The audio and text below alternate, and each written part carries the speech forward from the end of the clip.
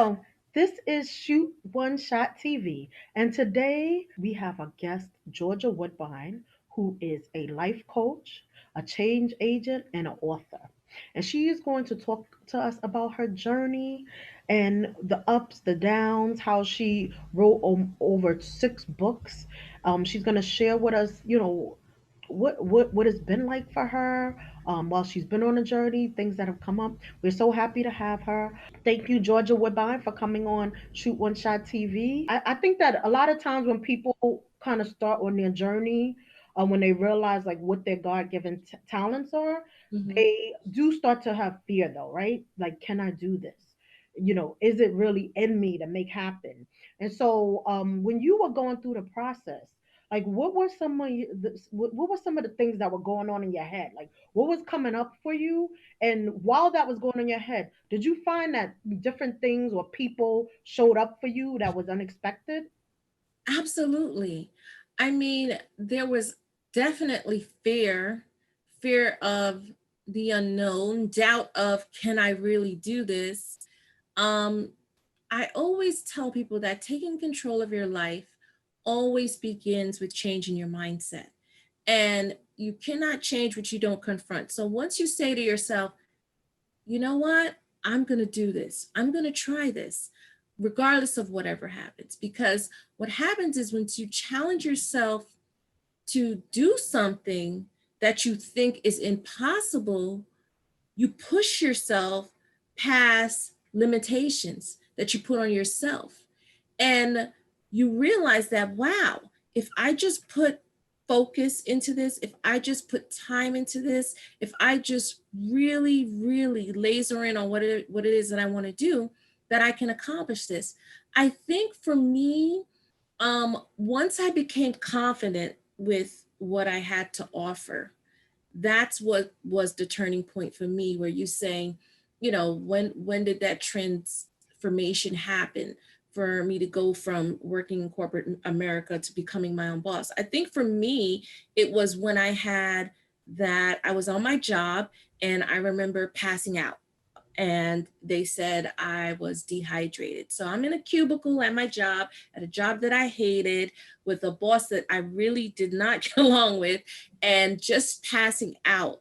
That point, that was the transformation for me, because when I woke up, I was in a hospital and they said, okay, you was dehydrated. So I had the decision to go back to work or to go on disability. And for me, I said, I need to take this time away to see what I really want. And I think sometimes when you're in a job that's very stressful, it can bring on all kinds of health issues.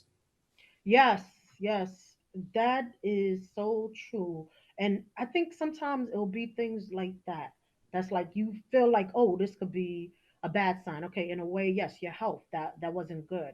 But at the same token, it enabled you to be able to maybe stop a second. I think sometimes we're going and we're going and we're going, and until something like that stops us dead in our tracks, it's only then that we realize, like, I can't do this anymore. Like, this is not for me, right? And then once you kind of have that talk with yourself, it's like having the courage. Did you find that it was people like that showed up when you got the courage and said, okay, I'm going to leave my job, my corporate job, and I'm going to, go on this journey?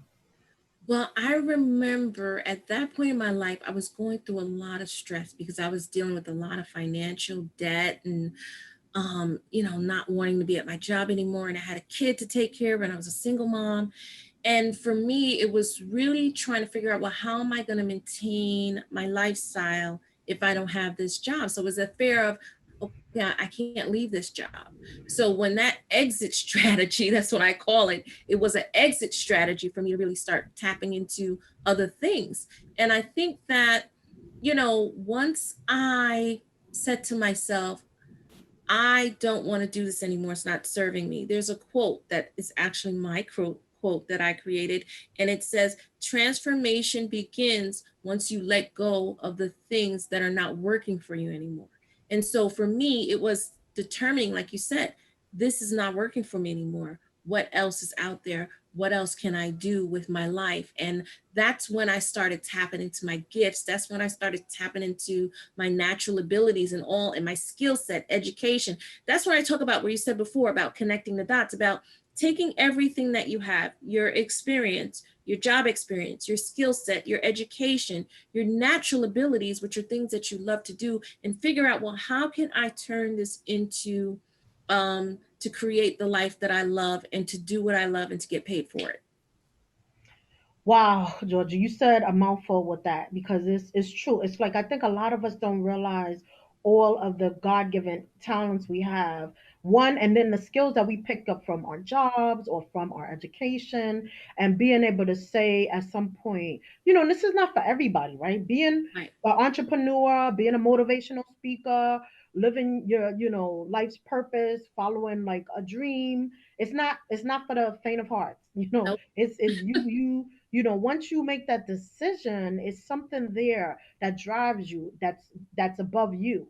It's really not, it doesn't become about you. It really becomes, for a lot of us, it's about servicing, being able to give of our God-given talents to others, and realizing that we have something inside of us that we want to share. So once so you made the move, you made the transition, you began on a journey. And so one of the things that you did was to write your first book. Can you talk to us a little bit about that process? Because I know, by the way, everybody, she helped me write my first book. She was my coach. And I know when I was thinking about it, it was like, oh my God, how am I going to do this? How am I going to have enough things to write about? How am I going to get enough pages for the book? And, it was a process. So can you share with us a little bit about your process with that?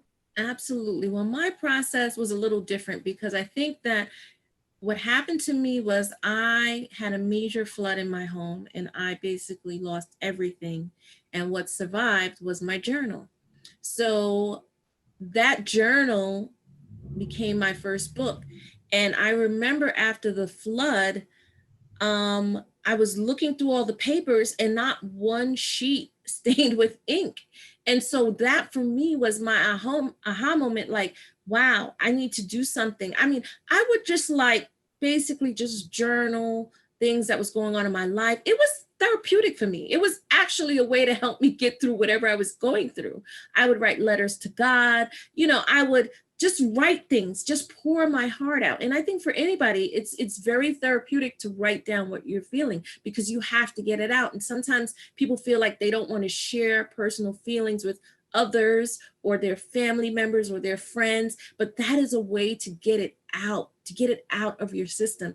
And so for me, that's what I did. I started journaling, and I remember I was journaling for like 10 years, and I had all these papers. And I remember when I had that flood in my house, that's when I took all the pieces of paper, and I remember I had a vision. That's how my first book came. I had a vision. I was in my bathroom and I was crying because I had lost my job. I was about to lose my home. I was about to lose my car. And I was at the end of the rope, meaning like I had no idea which direction my life was going to go in. I just felt like my life was falling apart. And one of the things I like to share with people is that it's okay when things are falling apart, because what that means is that new things are going to come together. But when you're going through that, you cannot see what the other side is, and it's so hard because you just feel like you're losing control of everything in your life. Your relationship's not going right, your finances not going right, your job is not going right, everything is just like in chaos. And it's like, what the heck just happened?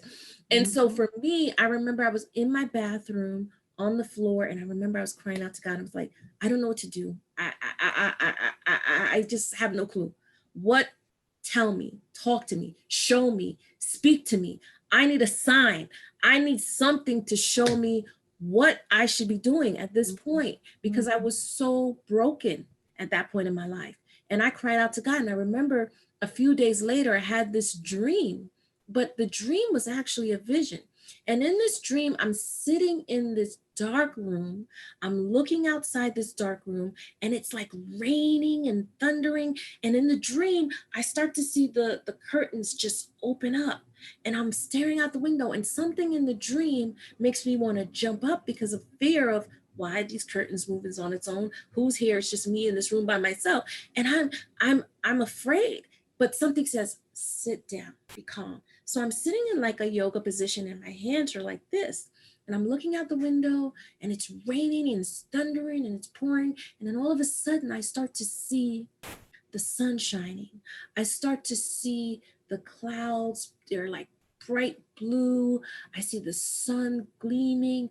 And then all of a sudden, I see like a mountaintop going up into the sky. And as I look, I see a form figure. I don't see a face, I see a hand. And the hand releases a letter to me. And it says, do not fret nor worry. Everything in you is a test to make you stronger. I will grant you the desires of your heart. And so for me, that was the birth of my first book, because it was more so of a vision of God speaking to me saying, it's okay. Everything's falling apart in your life. It's okay. You don't know the answers. It's okay. Just trust me. Just have faith. Just believe that there's something more than what you see in the physical eye. And Mm. once I started to get to that place in my life, that's when I started to tap into my gifts. That's when I knew I could write. That's when I knew I could be a speaker. That's when I knew I could do life coaching. And all the gifts just started pouring out of me. Mm. So it was like a sign to you. It was like, okay, this is some. I believe in that. I believe that sometimes when we are going on our journey, once we start the process, and we have the unknown, things will happen to us, people will show up, and signs will come that will say, you know what, you're going to be okay, this is going to be okay, you can do this, right? And so that definitely sounded like it was like a big sign, like to say, okay, like this is, you're going to be okay, this is, you're in the darkness maybe right now, but light is coming, Light is right? coming. At And the end of the tunnel, light is coming. yes, yes. Definitely. So you wrote so many books. I think when I looked at your website, over 6 books, Georgia. And I remember when I met you when you were writing your second book. And you have written many of books after that. And they just get better and better. And you have tons and tons of great information in the books. But I want to ask you, I know this is always like, as an author, like how could you say this, but are there like particularly like 3 books that you wrote, like your top 3 books that you feel like, these are my favorite, even though we know that you love all of them, they're all dear and precious to you, but is there 3 that you would say that you could say, oh, this is kind of like my favorite? Yeah, I would have to say my latest book, which is Total BS, Body and Soul, how to attract the right man into your life, and how to make big bucks without selling your soul, which actually was my first book. And the reason I say that is because I believe that not just in those 3 books, but all my books have a common thread. It's all about becoming a better you, whether it's spiritually, whether it's physically, getting fit, whether it's mentally, whether it's emotionally, or even financially. So I think that those 3, the common thread through it, to become a better you, whatever that means, to eat healthier, to live better, to feel good about yourself, to attract the right mate, to not look for someone, to allow them to come into your life, to be mentally, spiritually prepared, emotionally, for that person to come to you. And so really learning how to get to a place in your life where you can attract things and not so much search things or chase things or go after things, but getting to a place in your life where you understand that in order to manifest whatever it is you want in your life, you have to be in total alignment.